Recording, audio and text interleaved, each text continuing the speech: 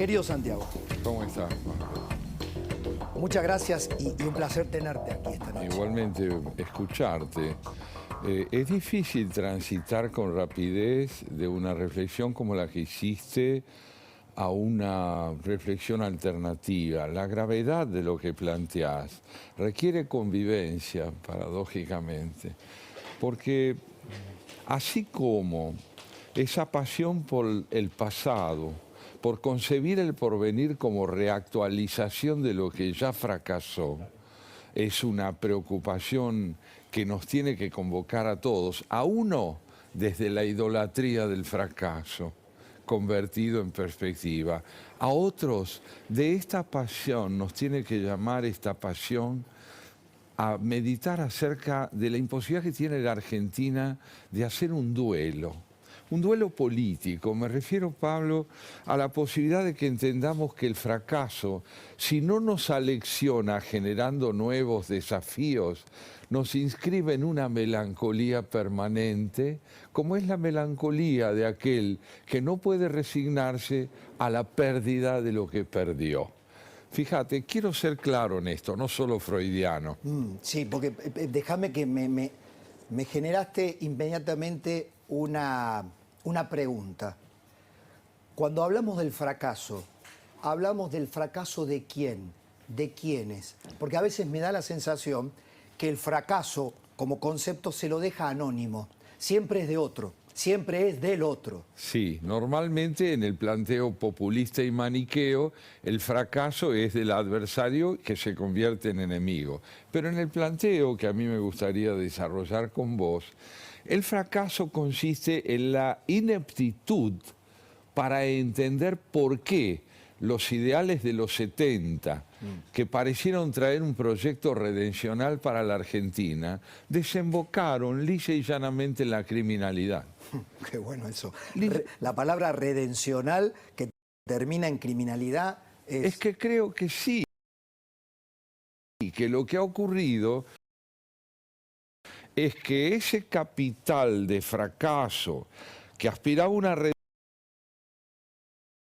redención y no terminó más que en la muerte concebida como recurso de transformación social, tanto por parte del proceso militar como por parte de la guerrilla, la muerte como recurso de cambio. Esta idea de la muerte como recurso del cambio vuelve a ser reactivada por los demagogos que hoy nos gobiernan, cuando permitieron que la nostalgia de aquel pasado se reactivara mediante la idealización del crimen. El crimen está idealizado. Estás diciendo que no fue gratis y que estamos viendo las consecuencias de aquella reivindicación naif de los 70, que hoy viene con toda su gravedad. Hoy nos muestra su peor cara. Porque cuando veo la violencia, cuando veo el atentado fallido a la vicepresidenta, o los conatos de violencias que hay salpicadas, regionales. Rosario, el sur, como mencionabas vos. Pero te diría que no fue naif la actitud de los setentistas. No, fue de un fanatismo pseudo-religioso. Así como hay pseudo-mapuches, sí, hay pseudo-religiosidad. Lo plantea muy bien Lori Sanata. Sí. ¿En qué consiste la pseudo-religiosidad? En creer que es posible trasladar del campo de la fe religiosa al campo de la política, la idea de que uno es encarnación del bien y debe combatir lo demoníaco que está representado por el otro. A esto se une otro fenómeno que se deriva de tu editorial y que es muy grave. Estamos en un país feudalizado. ¿Por qué? Porque está dividido en segmentos que se consideran recíprocamente incompatibles y cada uno de ellos enarbola con el mismo fanatismo la idea básica que consiste en decir la patria soy yo, no nosotros. ¿Qué necesita la Argentina de la oposición? Es tan hondo lo que necesita, que yo le aconsejaría a quienes están dispuestos a luchar por gobernarnos, que no traigan optimismo. No, optimismo no. No estábamos para optimismo, ya pasó. Basta de alegría. La magnitud del dolor es inmensa y el sufrimiento requiere seriedad por parte de quienes van a gobernar. ¿Qué es la seriedad? Prometer esfuerzo, trabajo, un largo trabajo que al cabo de 4 años no va a estar terminado, sino apenas encauzado, si es que tenemos la suerte de que el poder se reconcilie con la ley. Este punto me interesa, Vos te he escuchado en tus conferencias y en las tantas charlas que hemos tenido privadas y públicas, citar una frase de John Locke, sobre ese voluntarismo populista que dice: si la realidad no me da la razón, peor para la realidad. Sí, ¿no? Sí. Hoy estamos delante de eso. Mira, ya que citamos a Locke, no resisto la tentación de citar a un poeta. Arturo Rimbaud. Sí, claro. Arturo Rimbaud. De los poetas malditos. Sí, llamado maldito acaso porque fue demasiado implacable con el convencionalismo. Una temporada en el infierno. Por ejemplo, la nuestra.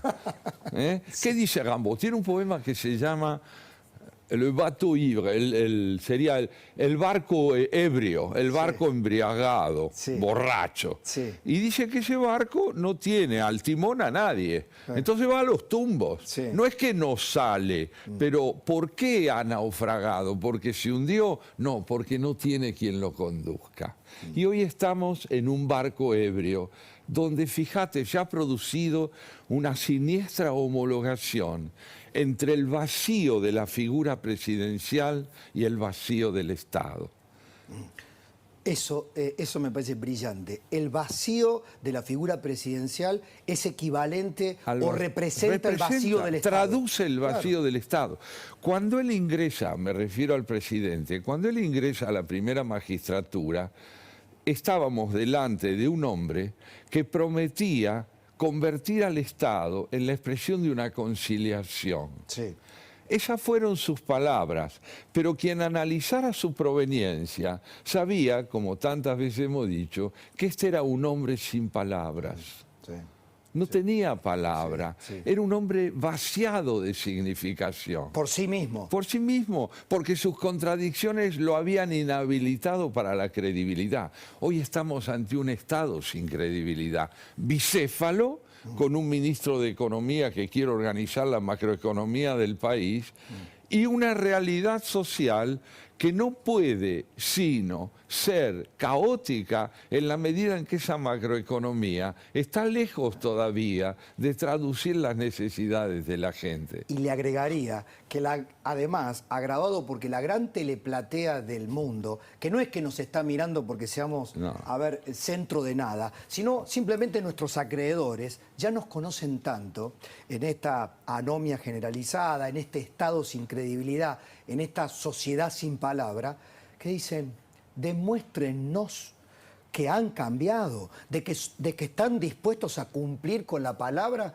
de la cual han renegado tantas veces. Y la respuesta es doble a esa demanda. Por un lado, un ministro de Economía que dice: sí, lo demostraremos.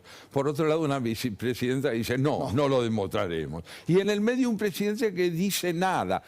Quiero ser riguroso, dice nada, no dije no dice nada. La nada que dice el presidente es la imposibilidad de que la más alta investidura de la nación esté protagonizada por alguien. Cuando la más alta investidura de la nación no está representada por aquel que dice ejercerla, es el país entero el que ha perdido credibilidad institucional. ¿Alguna vez viste un presidente que diga nada? Mira, he visto vacilar a presidentes en la Argentina, pero siempre empeñados en decir algo, partiendo del presupuesto de que no eran muy contradictorios. Por ejemplo, hubo una contradicción histórica interesante entre el discurso electoral de Menem y lo que hizo después. Obvio. ¿No? Obvio. Entonces, dijo algo e hizo lo contrario, pero la eficacia de lo que hizo terminó siendo más importante que lo que ocultó. Que su contradicción. Que su contradicción. Ahora, acá estamos ante un presidente, un Estado contradictorio, bicéfalo y autonegador de sí mismo, que dice una cosa que ya no goza de credibilidad. El horror del intento de magnicidio de la presidenta de la República va unido a un hecho tremendo que hay que pensar, más allá de que la justicia debe caer sobre estos delirantes que procedieron como lo hicieron. La pérdida de emoción y de adhesión que en términos cuantitativos no tradujo la solidaridad con la presidenta de la Nación. Estamos todos contra el atentado, pero no estamos todos de acuerdo con que la vicepresidenta encarna, estrictamente hablando, a una víctima. Es una responsable, no de ese atentado, pero sí del desmadre total que la justicia ha sufrido en el país, porque ya no importa la palabra de la ley a quien dice y tiene que representarla con su investidura. Santiago, además de recomendarle al lado republicano de la política argentina, de la sociedad, pero fundamentalmente de los dirigentes, que no vengan con optimismo, sino vengan con realismo, respetuoso de la tragedia, ¿qué otra cosa crees que deben hacer?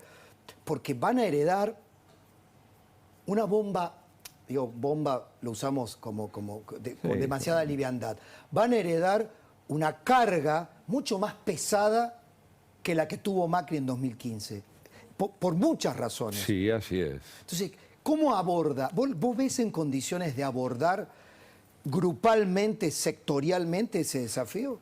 Yo tengo un hilo de esperanza en que sean capaces de abordar con unidad lo que es indispensable.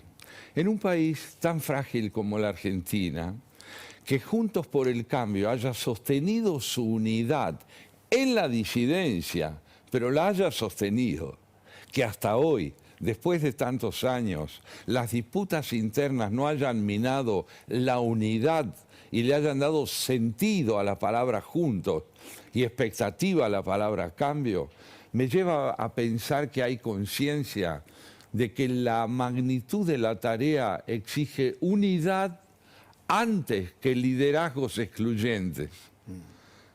Unidad antes que liderazgos excluyentes. Esto es lo que yo espero de la oposición, esto es lo que espera la sociedad de la oposición, porque solo de allí puede derivarse, Pablo, la ejemplaridad. Por último, el mundo que nos va a tocar, que ya está ocurriendo, este proceso está ocurriendo, va a ser también un desafío. No sabemos a dónde queremos ir, pero tenemos que participar de un mundo que tampoco tiene claro a dónde va. ¿Cómo se atisba? ¿Cómo se intenta encontrar un lugar en ese mundo? Para mí, que la Argentina gane contemporaneidad y se convierta en una nación del presente y no retro, quiere decir que la Argentina aprenda a renovar su repertorio de problemas.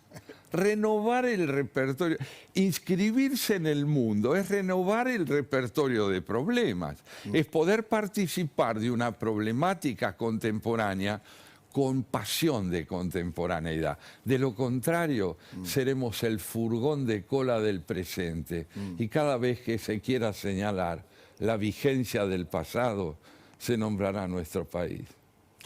Como siempre, el tiempo es corto y estoy seguro que para la gente también, pero ha sido valiosísimo. Gracias, Pablo. Gracias por el diálogo.